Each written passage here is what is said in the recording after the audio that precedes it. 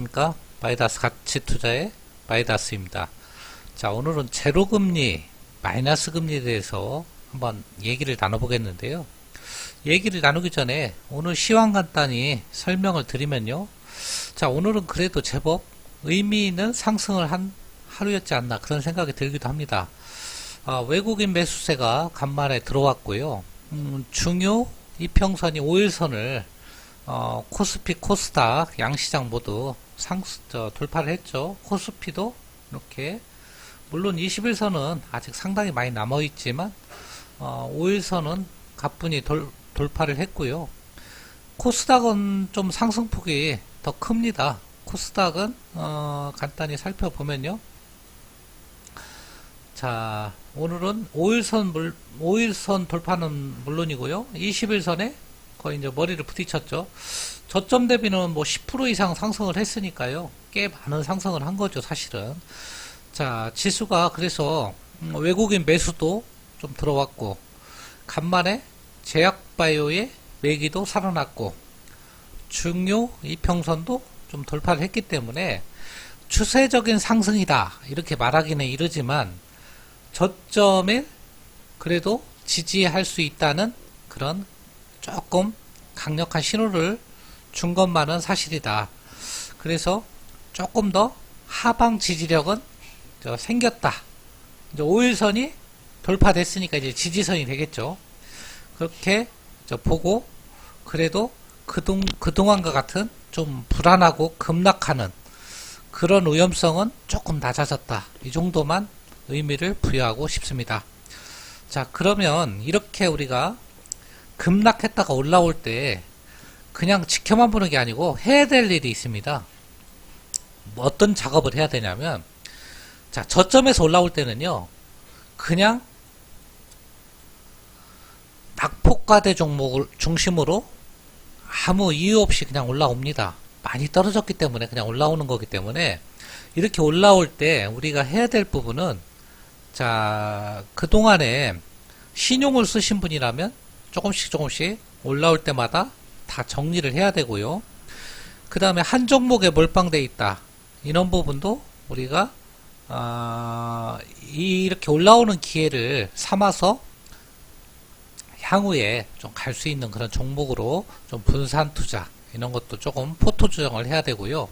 그 다음에 비중도 몰빵 100% 이렇게 다 과중하게 가지고 있다.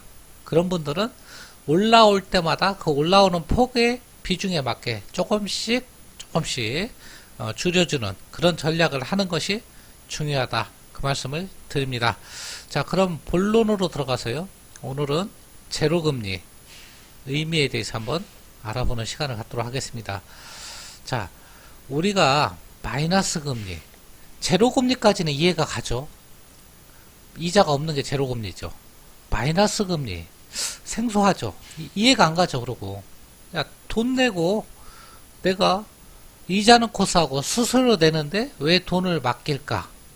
이게 개인들 간의 상식에서는 안 맞지만 기업들은 맞습니다. 기업이나 기관투자가는.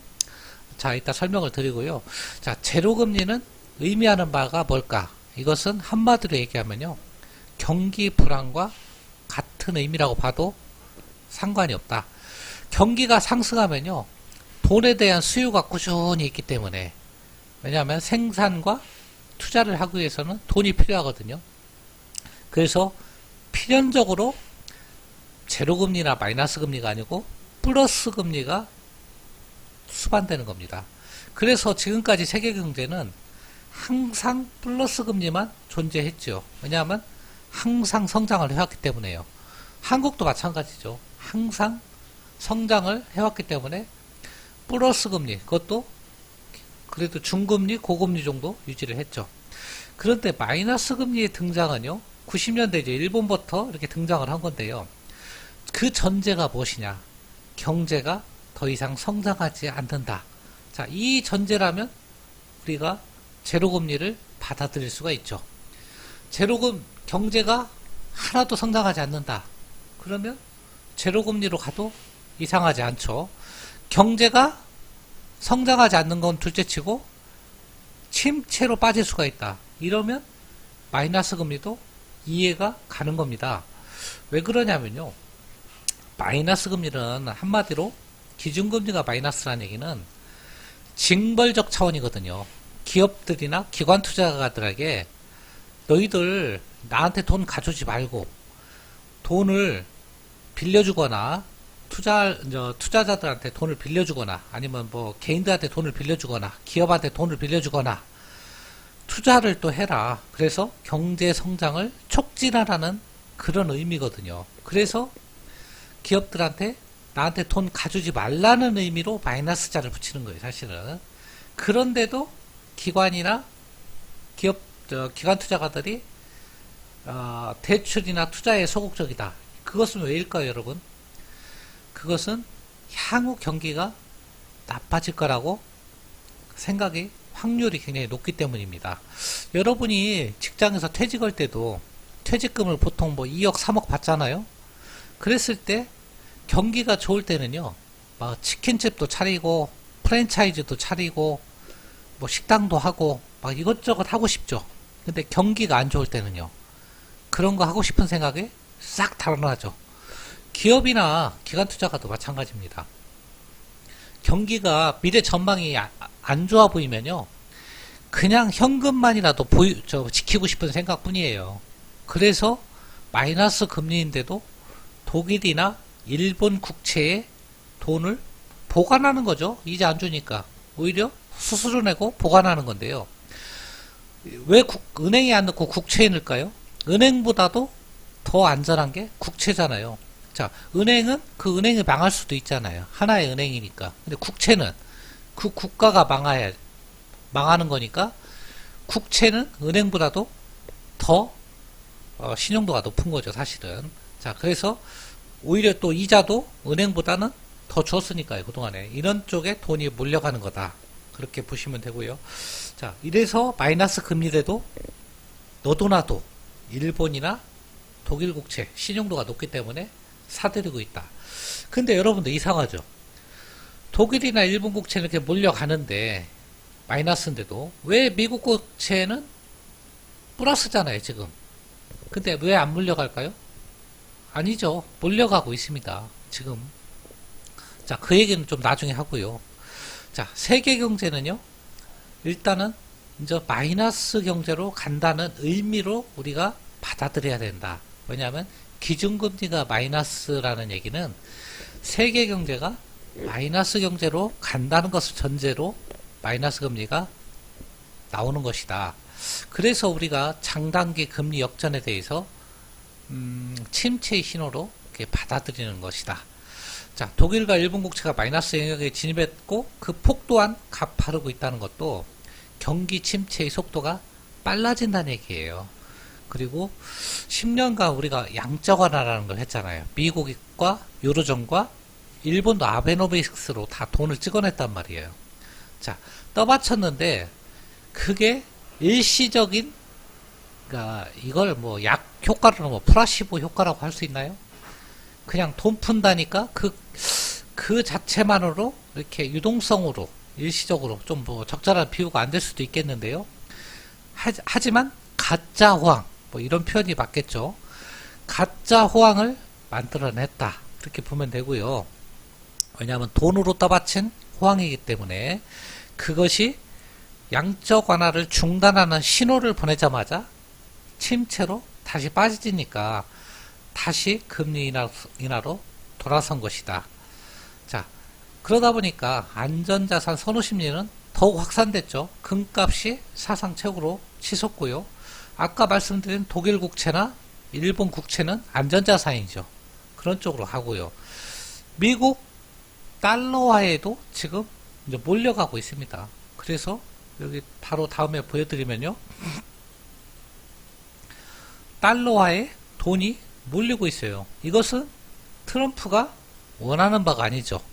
트럼프는 약달러를 추구하고 있는데 거꾸로 돈이 이쪽으로 몰려오고 있어요. 미국 쪽으로. 왜? 그도 그럴 것이 미국은 기축통화국에 망할 일 제로잖아요. 아직까지는. 그런데 국채가요. 독일이나 일본 국채보다도 이자율이 훨씬 높습니다. 그러니까 국채가 싸다는 얘기죠. 그러면 나라도 독일 국채나 일본 국채를 안 사고 미국 국채를 사는 것이 훨씬 유리하죠. 그래서 달러로 돈이 몰릴 수밖에 없는데요. 미 국채 가격이 그래서 최근에 급격하게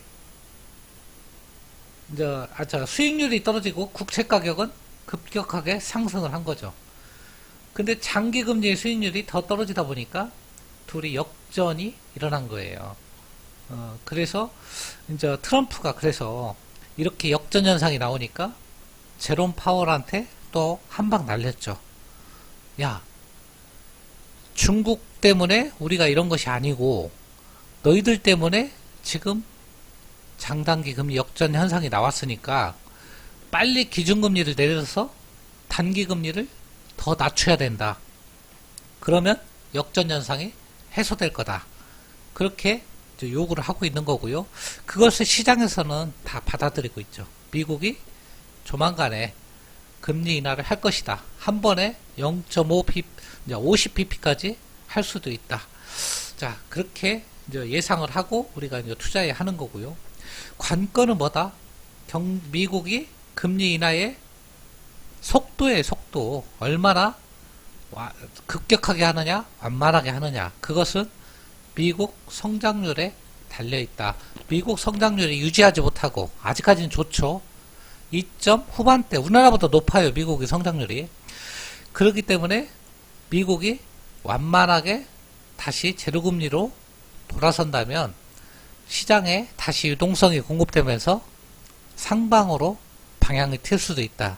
그래서 23일 날 잭슨홀 미팅에서 제롬 파월이 연설을 하는데 그때 연설이 중요하다. 금리 인하를 이제 기정사실화 할 것이고요.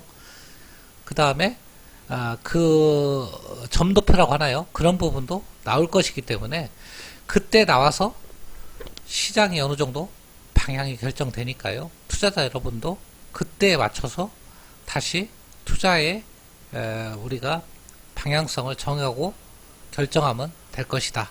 그 말씀을 드립니다. 자, 먼저 기준금리가 마이너스로 간다는 얘기는요. 세계 경기가 지금 침체의 기운이 반영되어 있다는 얘기인데요. 이건 엊그제 언급을 했죠. 세 가지 언급을 했죠. 중국의 그 생산성이 17년 만에 이제 최대로 떨어졌죠. 미국과의 이제 경제 전쟁 때문에 그런데요. 중국은 생산국, 미국은 소비국이라는 이런 제조 생태계가 최근에 붕괴되고 있어요. 그래서 중국도 경제 성장률이 많이 하향을 했고요. 아까 말씀드린 독일과 일본은 독일은 마이너스 성장을 했죠. 일본도 그렇고요. 그래서 경기 부진이 심각하고 이것 때문에 장단기 금리가 역전이 돼 있었죠. 이런 것이 이제 우리가 지금 시장에 이슈로 돼 있는 아래 공포, 침체의 공포인데요. 자, 이게 침체의 공포의 실체인데 이것이 진짜 침체의 공포인지 일시적 그 돈의 흐름 말 그대로 그것 때문에 침체인지는 조금 더 지켜봐야 된다. 긍정적으로 보는 시각 전문가들도 있다. 그 말씀을 드리고요.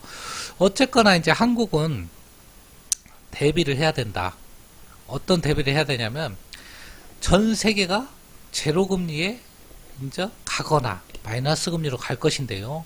한국은 지금 한 차례 인하를 했고 연말까지 두 차례 정도 해서 1%대까지 금리 인하를 한다고 이렇게 시장에 이제 거의 다 반영이 돼 있죠. 국채 수익률에. 자, 그런데요. 한국도 이제 그러면 마이너스 금리까지는 안 되겠죠. 한국이 마이너스 금리하면 큰일 나죠. 기축통화국이 아니잖아요. 일본이나 뭐 유럽이나 이런 쪽은 그래도 준 기축통화니까 양적 완화를 할 수 있는데요. 한국은요. 제로금리로 가기도 어려워요. 그래서 한국은 딜레마예요. 왜 그러냐면 한국이 돈 찍어낼 수 없잖아요. 그렇기 때문에 한국은요. 금리 인하에 한계가 있어요. 어떤 한계가 있냐면 미국이나 유럽이 마이너스로 간다고 해서 한국은 따라가지 못한다. 대비를 해야 되고요. 가계부채 문제가 처음에 있고요. 가계부채뿐이 아니라 기업부채, 국가부채 뭐 이런 게 뭐 그 중에서도 가계부채 문제가 급증할 수 있고요. 부동산 폭등 문제가 나오고요. 한국은. 그래서 그 다음에 외국 자본 유출 문제. 그래서 금리 인하 문제가 굉장히 예민한 문제예요, 한국은.